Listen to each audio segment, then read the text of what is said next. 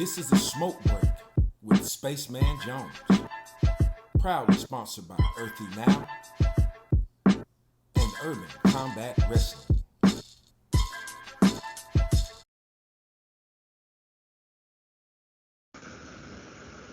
Hey everybody, this is Spaceman Jones with a smoke break. Hope that everybody's feeling good today. And today we have a very special guest on, one of my good friends and a real Asheville warrior. Everybody, welcome Kim Roney onto the smoke break. How are you doing today, Kim? I am so glad to be speaking with you, to see your face and hear your voice. What a treat. So for those who don't know exactly who you are, if you wouldn't mind giving us a brief introduction into who you are and what you do in town. Sure. So my name is Kim Roney. I use she, her pronouns, and I am the oldest of 8 kids. I was raised in rural South Carolina. I met my husband and Matt and Mark from Harvest Records when I went to school in Virginia at James Madison University. And that's also where I got my start in college radio. And so, and teaching piano. So I've been teaching piano and doing radio for 20 years. My husband Nathaniel and I moved to Asheville in 2006. So I'm a musician, a piano teacher, service industry worker until recently when the Moth Light closed. And I am very glad to be working with the people. Right now, I am currently running for Asheville City Council, and I'm really excited for us to work towards a Green New Deal, which, as my friend Nicole Townsend reminds me, must have a race and class analysis. So when we're talking about folks like us who need access to transit and housing and food access, especially when we're talking about the needs of our neighbors during this pandemic. So I know I met you through radio, and I also get to work with your family in the piano studio. So that's me. Yes. Thank you, Kim. And for me, you are one of the people in town who I can always count on to be doing some good works. And I appreciate having you around. When I first got to the radio station, 1033, this was back in, I think, 2012 or 2013. You were very gracious. You were station manager at that time. And we had not yet went to over the air. We were still on the internet. And right. You were very, very, very helpful in helping me get set up and helping me, make my way around through that. So I really appreciated you. At this point in time, what we like to do in the Smoke Break podcast is take 10 breaths for mindfulness. And I like to invite everybody who also is watching to join us with these 10 breaths of mindfulness. This is not anything special or extraordinary. This is just breathing mindfully with an intention on kind of watching your breath. So we'll just start, and I'll just count the breaths off, and then we'll be able to have a conversation from a little bit more honest place. All right, we'll start now.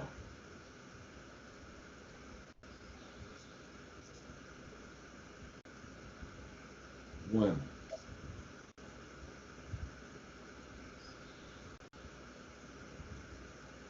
2,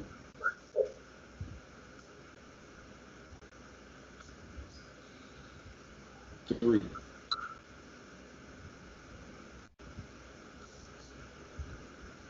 4,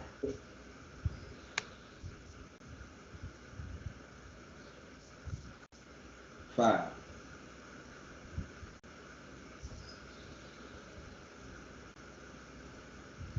6,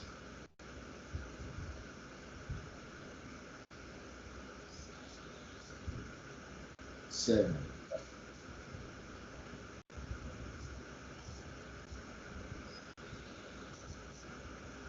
8,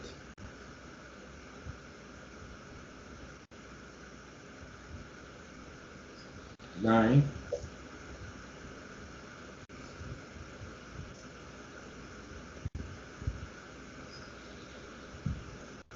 10. All right. Thank you for that. I wanted to talk today with you, Kim, about service, which is something that's very important in your life. I see you as a person who is always trying to find ways to be of service. Uh, could you explain a little bit about what being in service to a community or to a person, what that means to you? When you first sent me that question, I thought about Fight Club, and the first rule of service is you don't talk about service. Service, exactly. So it feels like a tricky thing to think about why I show up, how I show up, who I show up with. Um, I think the thing about service in this community is so many people think about that being as just volunteering through nonprofits. And volunteering through nonprofits is an important part of ways to be connected in community, just like we volunteer at the radio station together. Um, and there's so many important issues and ways that you can connect that way. But it's different to be in relationship with people and to be like in a family, a human family together, and to get to know each other and really show up in a way that's like not for people, but with people. Mhm. When I first started riding the bus, Nathaniel and I donated our car to charity 11 years ago to try to reduce our dependency on fossil fuels. And I thought it was going to be so tough and badass to do that for a year. And then I realized how hard that was going to be to like get your groceries. And what about when it's raining? What about when the bus is running late? But the bus is where I fell in love with my neighbors. And I saw families on the bus, and I've watched children grow up on the bus. And I've gotten to know neighbors that were elders that I might not have otherwise met. And I started to see the the need for it to be better. And that's why I started showing up around transit advocacy, because I use the bus. And when you need the bus to get home, 30% of our buses don't run after 7:30, 8 o'clock. But as a service industry worker, I know what that means. Like you have to walk home. And so it's like, it felt like a way to start showing up. So for me, it's like, it's part of what you do in your relationship.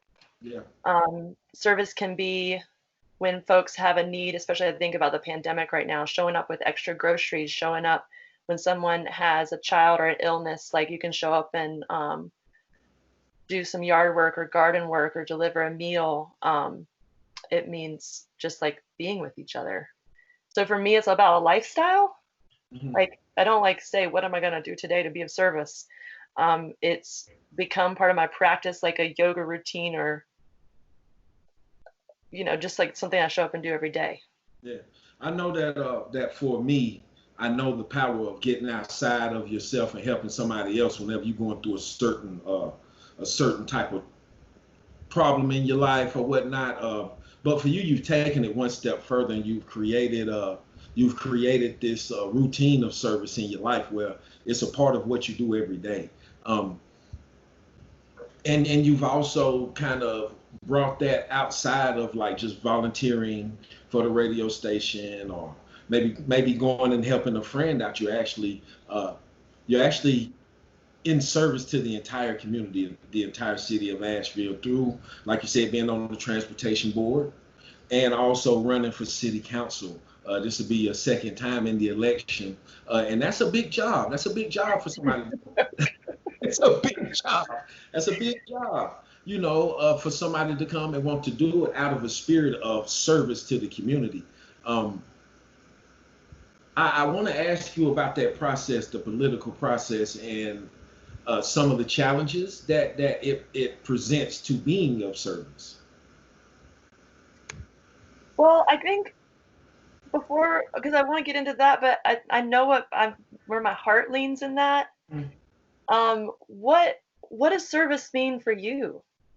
Well, service to me means that I'm going to be available when there's a need present. And if I can fit into that role to be able to help, then I will. So that's what service means to me. It's something that you do because it's proper and it's time for it to be done.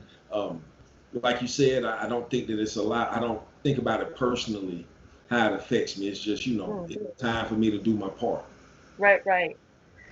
So when I was thinking about running for city council back in 2017 and again this time, there's a lot of conversations that happen with your neighbors, with your family, before you do something like. that, and I think a lot about my students. I've been teaching piano in Asheville for 13 years, and 18 of the students I've known since they were between like second and fifth grade graduated from Asheville High this year. And so I've spent time with a lot of folks who I see folks when they, between that spot where they're like out of school but haven't gotten home yet in a lot of ways. So like unpacking what it means to be a young person in Asheville. Yeah. And I think a lot about accountability and how I'm already being held accountable. Like one day when I'm the little old lady piano teacher with my garden and my records and my cats, what does it mean to be able to be held accountable for like, what did you do during this window of time when there were like decisions being made? How did you show up? I had to go through, because I've been showing up at boards and commission meetings and city council meetings for the past 5 years, going on 6 now. And a lot of the reason I do that is because I had some time. Like if I can go in the morning and understand how affordable housing works by showing up to Affordable Housing Advisory Committee and Housing Community Development and the city council meeting and start to connect those dollars and policies and plans and just like distill that information for the community, it was something I could do. Yeah. I think about like what it means to be a part of the human family or like part of a body. Like nobody's like, I want to be the spleen or I want to be the pinky fingernail. Everyone always wants to be the mouth. And it's like sometimes showing up is messy and sometimes it's not pretty and sometimes it's just like I said, being part of a family and being part of a community. To show up and then say, I am available to be one of the 7 people that makes decisions for the city that could potentially shift the narrative and move things in a different direction is a huge responsibility. It's a huge amount of time, vulnerability. When I ran in 2017, we would have like, maybe 8 to 10 volunteers showing up knocking on doors.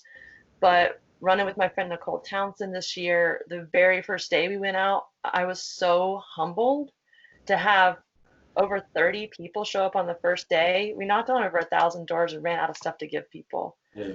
So it showed me that relationship building in the community, like that's what we're fighting for. And whether or not we win this election, there's so much that needs to be done in our city. And I think about what you said about being available. Yeah.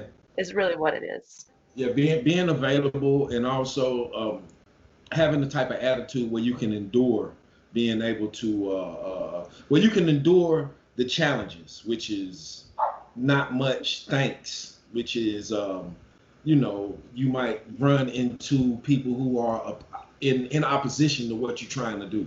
Especially nowadays in the public eye, it seems like if you have something to say or a stance to take, then there's invariably going to be somebody setting up right across from you in opposition. That's just how it is. It's like even the good works get fought against very, very hard and stiffly. And we see that in this election cycle and then, just people trying to fight for basic human rights. And what happens when you mess up?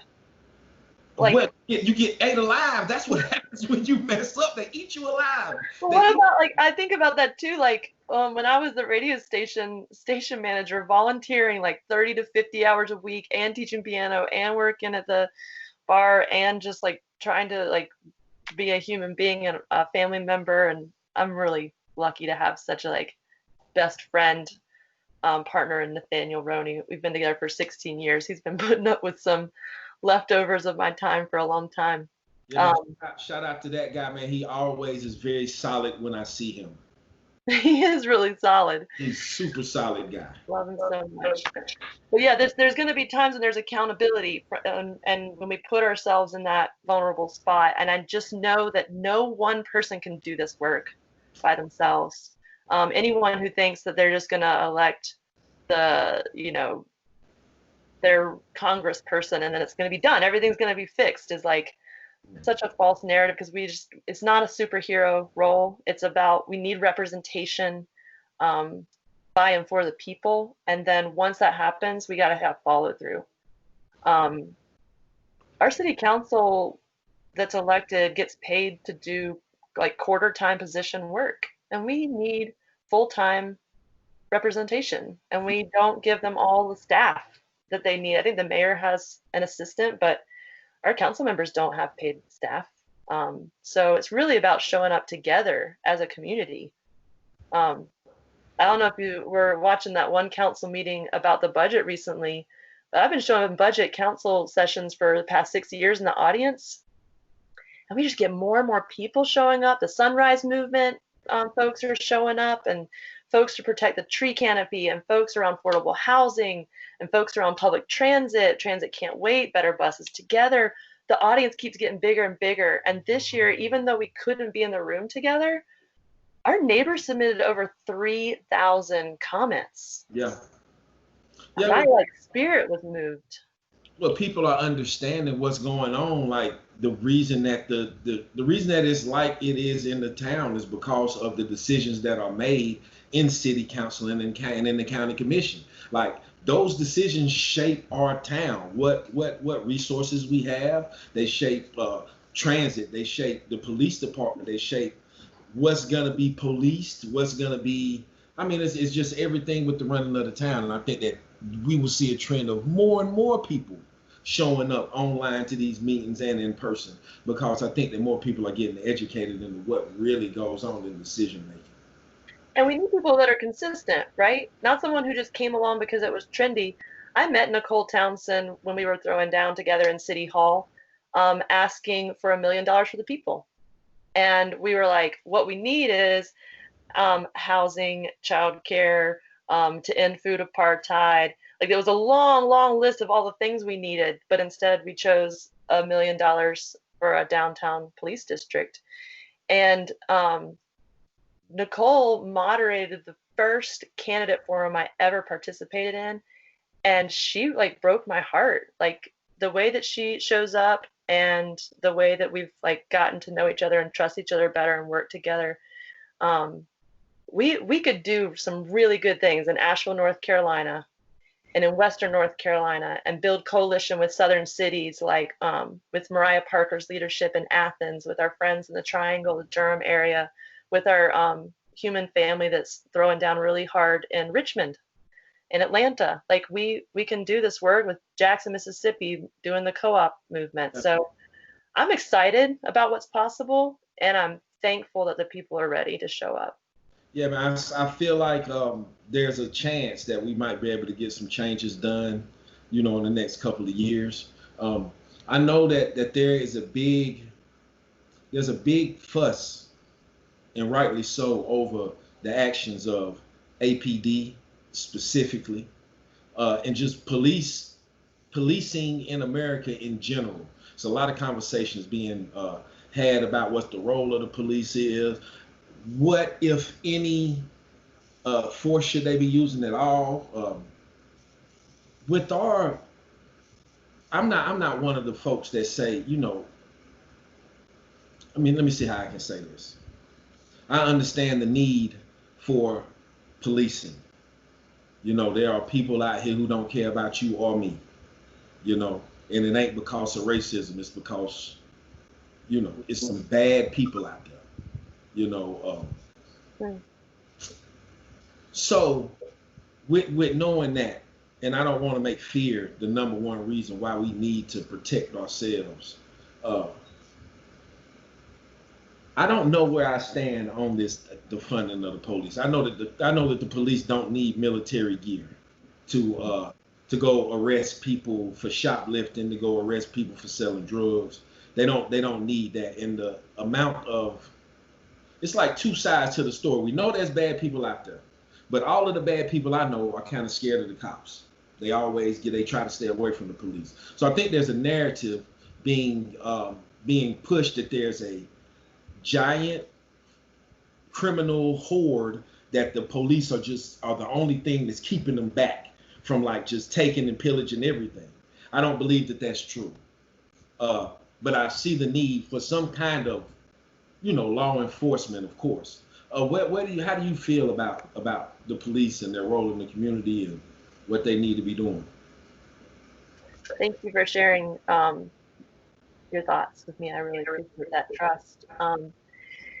I feel like I have to start with telling a little bit of a story so that people understand where I'm coming from when I'm in relationship with people about what kind of choices we're going to make with our tax dollars. Mhm. I mentioned I'm the oldest of 8 kids. When I was 14 when my youngest sister, the twins, were born. Um, my mom is an addict, and my dad at the time was delivering chips for Frito-Lay, so single income family and not a very good income. Um, things got really bad. We were like 20 minutes away from the closest convenience store, 40 minutes away from the closest grocery store, no public transit, no sidewalk down the highway to get to that convenience store. We were homeschooled, so there's not like school lunch. There's not like those folks that you can go to for support. So when we got down to like a can of tuna and a bag of dried beans, and I knew I couldn't feed my baby sisters about this, I don't know where I learned the language that I threatened to turn my parents into child services, but I remember the look on their face when I made that threat. And it became very clear to me that um, there was not a family that was going to take on and foster 8 children. So family separation is really serious to me. Um, when there was a domestic violence issue in our household, I knew what it would mean if I called the cops on my dad. What I needed was food from a family. I needed a public transit so I could get access to resources. I needed resources to make sure that my family didn't become homeless and that we had a shelter over our heads. I needed to address the stigma with addiction so my mom could really get well. Mhm. And none of those things are in a police budget. Right. Right. You're right. You are right about that. I think that that we have been using in this country for a long time law enforcement instead of community stewardship. Um, and there's a lot of reasons for that. There's a lot of reasons for that. Um, But there's like I want to just also answer the question too that I've been about making choices about our tax dollars for the past 3 years and standing with the need to move the money to benefit the people, which means defunding the police for years. And I think that's one of the reasons why I'm perceived as like radical or like too far or like but this work has to be done if we're going to take care of each other and heal each other on the planet. Like one of my students told me the story about a situation that happened in their school and there was a threat of gun violence. And if this person was ever seen in the grocery store, that they would just run away from them and they needed to leave the community. And it's like, well, then they take that behavior to another community. Like if I can't restore relationships with my neighbors, with my own peers, then and model what restorative justice looks like in my own body and my actions, how am I going to expect my students to be able to have those same skill sets? One of the reasons why it's hard for, I think, our community and our society to think about defunding the police is because we don't know what it's looked like to invest in people. yeah, because we have. I think that for a long time we have invested a lot more in defense, which is I think that all of that, the police department, all of that falls under that umbrella. Um, we have spent a lot more money on defense than we have on education or healthcare or infrastructure, and we see the results of that. You know, you can't eat 7.62 bullets. You can't eat those. Um, you can't eat tanks, bombs, missiles. You can't eat those. You can't eat vests and MRAP vehicles for police departments. Like, I don't understand. I don't understand what is so scary. What Well, is so we know that Mother Earth has almost had it with human beings, and the way that we're treating the planet and the way that we're treating the people is violent.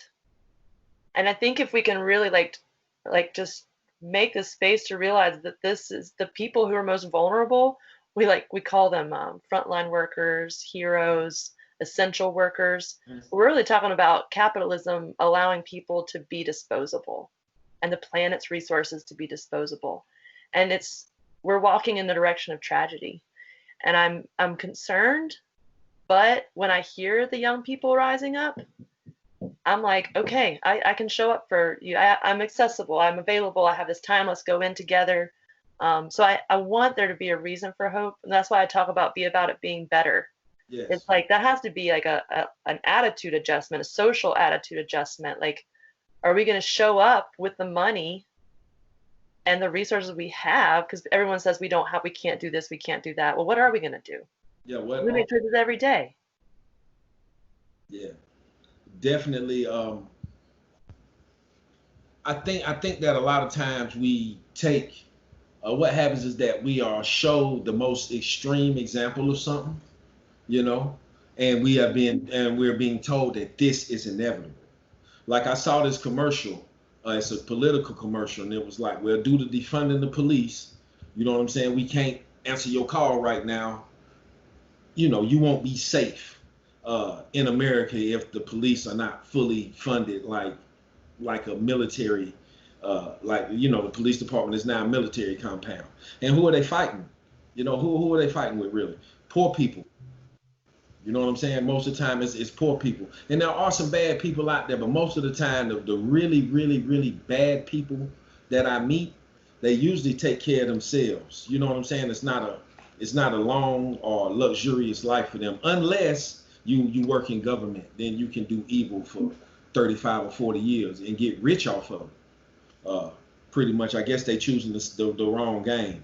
Um, Yeah, we're not arresting opioid manufacturers. no, we're not arresting opioid Violence right there. manufacturers. We're not arresting the scam. We're not talking about the scam that's perpetrated in all of the courtrooms across America. Whenever they don't tell you all of your rights, you know, and you think you got a lawyer working for you or with you, but nah, he's an officer of the court. Ain't no way he can work in your favor. It's against his. It's against this. See, that stuff like that we got to change. You know, where it's us against them, and it's wrote all the way down in the legal codes and in the laws, and then, you know, pretty much the culture of all of the ways that we have to interface with the government. All of our institutions are pretty much ran with only one person well, only one side benefiting, and that's the side of the government. Um, Very, very, very hard to say that we are the land of the free and the home of the brave right now. So I'm curious, like with your music and your family and your endeavors, like with the wrestling, like if you could see, like what does some wins look like? Because I'm acknowledging that I'm walking in, offering to be a representative in a system that embodies and like enacts systems of oppression. Well, what does it look like to dream of something that's better for us and for the next generation? Like, what does a win look like? Well, a win would look like instead of taking down monuments, why don't we change some of these laws that made the wealth inequity possible? You know, why don't we look at some of the ways that we can empower our neighborhoods instead of like keep them as surveillance, and basically this a prison for all of the low paid workers. You know what I'm saying? You come out of the community, you go work, and you go back home, and you better not come back outside. You know, um, we need to really look at some of the ways that we treat the businesses that come here to do business. Like if you're not investing if you're not investing your profits back into the community, then why are we giving you a tax break? Why are we allowing you to do business in our community? Why are we allowing you to extract money out of our community and put it somewhere else? Why? You know what I'm saying? There's so much money being spent here, right? And a lot of this money is being extracted out of the area. And our water. Huh? We're thinking a lot about our water too, like our natural resources, like the hotels using water, the laundry for the hotels, um, the, I want locally manufactured goods with good paying jobs, and beer can be that. But beer is also using a lot of our water. And because of the way things are in North Carolina, hotels and breweries pay the same per gallon for water that we do. So like when we think about like just like the honest truth about like reconciling with resource extraction, Yeah. as well? Because that's just part of that system. It has to be common sense. I think for too long we done had people who have vested interest in control of our government. Let's just put it like that. There's no way in the world that you should have some of these people. Now, I'm not saying, okay, if you are a real estate developer your whole career, you should not be in government dealing with real estate. Too many vested interests. You gonna tell me that you're not gonna get some of that money? And yeah, I'm talking to Esther Mannheim. You telling me you ain't making no money right now, ma'am? Or that you ain't setting up stuff for the future, or that you ain't helping your homeboys out? We need to get that type of stuff. See, that's where fascism lives, in the joining of business and government. That's fascism, and we have it and it's like standard operating procedure. People talking about fight. It's been here. Fascism been here. We've been living. That's why it's so messed up, because we living in like Asheville's government is fascist because they are tied to business. They're making decisions that don't help us, but it helps extract more money out of the community. So is that it? Does it look like a win if the business is buying for the community? Yes. Okay, so I'm curious about this because whether it's like climate justice or like what does that mean? I always think about the economics side of that because I keep hearing that more and more, like people being able to make their own choices, food to feed their children, how to like handle bills. We're seeing City Council gonna vote on a reparations resolution tonight in City Council. Well, we'll see what that is. If it's more than them like spending some time on some copywriting and like maybe spending a few dollars on some flyers and maybe having a party. If it's not no real reparations, if black folks can like, are we gonna get a tax break? What's gonna happen? You know what I'm saying? What's gonna go on? Did you see the Co-Think This Moment? No, I didn't. It came out. I'm a Co-Think member, and one of the asks in section 2 of This Moment that was released is $15 to $20 million of the city's budget as a line item that stays. $15 to $20 million for economic development for Black, Brown, and Indigenous community. That sounds like reparations. That does sound like reparations, but we're gonna see if it's implemented because it might look good on paper. But you know, people are sneaky when they write up resolutions. Sometimes there's back doors. Who's gonna be in charge of figuring out where these funds are gonna be allotted to? Like, it sounds good, but it's also sounding a little pie in the sky-ish if we don't have, if we're not making sure that this is an ironclad resolution that doesn't have any back doors, that doesn't help special interests, that's not just kind of a screw with your head type of deal, because those things happen all the time. And I'm thinking like one of the things that I've been thinking about with the disparities in our schools. Mm-hmm. And right now, Asheville has the lowest graduation rate among students of color in the state. And so a lot of people think that they're moving to a progressive town, but then it's like progressive for whom? Yeah. There's like, you can't put a metric on the solution for this. One of my students, among many of my students, will tell me, I have to leave this town. The city has no love for me. I see my parents working 2.5 jobs and still struggling to make ends meet. There's not jobs that pay well here. And then when they were hoping to go travel or go to college, everything's shut down. And so I see a lot of these young people in the streets demanding change. What does it mean for Asheville to be a place where our young people want to stay or come back and start a business, start a family? You can't metric that. Like it's gonna take a long-term strategy and a commitment to real social attitude adjustment for our people to want to stay or be back. Well, I think that right now this town it's a big money-making place, right? So you got that. You have that as a big driver of policy in town. Let's just state it out there plain.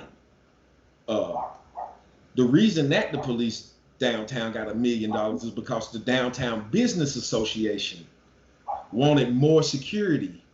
I remember that. I can remember that. They wanted more security because they said that the homeless people was getting more aggressive, and they was wanting to keep them out from in front of their stores and you know, it was a problem. They was talking about the opioid epidemic, people ODing in bathrooms and needles everywhere, so they needed more money to do more patrolling. But that was the Downtown Business Association. I think that they were behind where that money went to it. I don't want to quote it, but I remember them having I've read the minutes. I believe you. Yeah, I think that they had something to do. And see, and there it goes again, capitalism showing its head again, where profits are more important than people. You know. Yep. I think that like, in order for us to change, we're gonna have to like put some pressure on the people who are extracting massive amounts of wealth out of here. They're gonna have to extract less wealth in order to do business here. And I think that that's the only common sense way of really empowering. And we have to have tax credits and loans and grants for business owners, local business owners, don't necessarily have to be minority, but local business owners who we can prove are not going to go the way of Tupelo Honey, or, you know, some of these other places that done kind of blew up and then turned into something that they were not originally supposed to be. You see what I'm saying?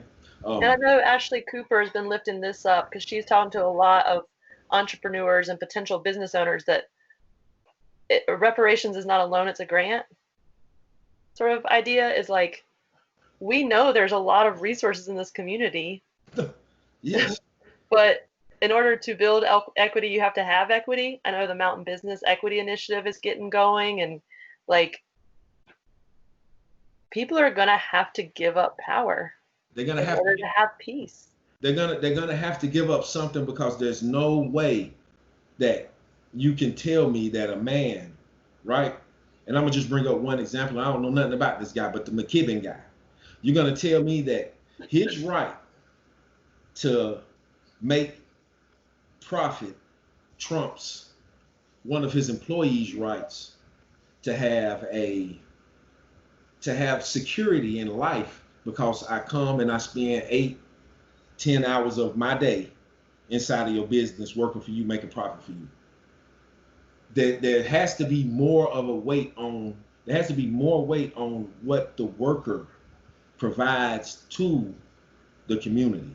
Like, right now, workers are very disposable, as you say, you know, because it's a right to work. So they can fire you for any reason. They can change your pay. They can do all kind of stuff to you. They can penalize you, you know, send you home for a shift, send you home for a week of shifts. And you have no recourse at all. They don't have to give any reasons for why they do the things that they do to you. And to me, that's unfair. We got to change a lot of this stuff. We're going to have to go more left. We're going to have to go more towards socialism. We got to go more towards more community-based wealth building, instead of just this rugged individualism that Americans is known for, man, because it's killing us. It's dragging us in the grave because of greed and hoarding of wealth. And it's something like, when I was in the streets, like, I was always the guy who, man, let the money circulate. You know what I'm saying? Oh, spend that shit. You're going to get some more of it. That's the way it's set up. It's got to circulate. You know, and I think that you got a lot of people who are taking the money out of town, and it's not circulating back in town. It's leaving. And we have. Yeah, I was talking about with a friend, Killer Mike's Trigger Warning, episode 1 is all about like keeping a dollar in the Black community. That was an eye-opening story to hear, and I thought about what, even if it's that in Atlanta, what does that mean for Asheville? Well, but if we made a shift, if we made some choices differently, and we stuck with it for the long haul, and we held people accountable, and we showed up, and we got on the boards and commissions, and we elevated the people's voice, and we were maintained and were faithful to that work, then I think a cause for celebration will come. And that's what I fight for. I fight for our young people. Like I said, I want them, even if they do have to leave and find another place, to look back and be like, y'all, Asheville is organized. Yeah. And that's what I hope for. I really do hope for that, because the way it's going, man, people ain't gonna keep on taking this stuff, man. It's gonna be bad.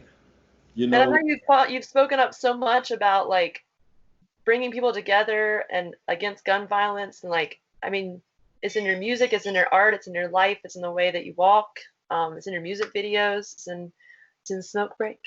yeah, Um, so I'm thankful for your work. yeah, I'm thankful for your work. I feel like you are a tireless, and I admire you a lot. I always say that you're one of the most solid people that I know, and I was raised around gangsters, and you're one of the most solid people that I know, and I appreciate you being in this town. Thank you for your presence. Thank you for all the help that you've given me and my family personally, and thank you for continuing to put it out there for Asheville. Thank you very much, Kim. This is all. This is about our time on for this podcast this morning. Uh, Oh, can we tell folks that elections are coming up? yes, yes, yes. Please pitch everything that you have to pitch. All right. Number one, you can register to vote online. DMV's website. It's free. Register to vote online to the DMV. Number two, you can vote from home. In the state of North Carolina, everybody can get an absentee ballot. They lowered the restrictions. So you only have to have one witness to watch you sign it. So they're making it easier. So check your registration. We know that voter roll purges happen, so they're going to try to take away our access to the poll. And so many people fought and put their lives on the line to have access to this. So we need to show up. We need to bring friends to that movement. The general election's coming up on November 3rd. And I know all the presidential noise is getting all the attention, Yeah. but the stuff that happens locally at our city council, county commission, the District 49, the District 11, like we're going to have to work our way from the bottom to the top of that ballot. And we're going to have to then, starting November 4th, hold those people accountable, every single one. And that's what we're gonna have to do. We got to pay attention, y'all. We got to be on top of them. We got to be involved because this is our city. And if you're not in Asheville, the same things are happening in your city. So please find out the ways that you can be involved and go to some of them budget meetings. Go to some of those meetings and listen to the plans that's being made in your community. You will learn something, I guarantee you. And we can show up for our young people. There's so many people in our community who don't have access to a vote. And when you talked about service being like being available, like if you're available to go to a budget meeting or write an email to city council and tell them that reparations can't just be words on a page, it has to be real. Asheville NC Council at ashevillennc.gov. They need to hear our voices. Yes, they do. Yes, they do. Thank you very much, Kim Roney, for sharing this time on this smoke break. As always, this is Spaceman Jones with a smoke break, and we'll see y'all next week, man. Y'all stay groovy. Peace.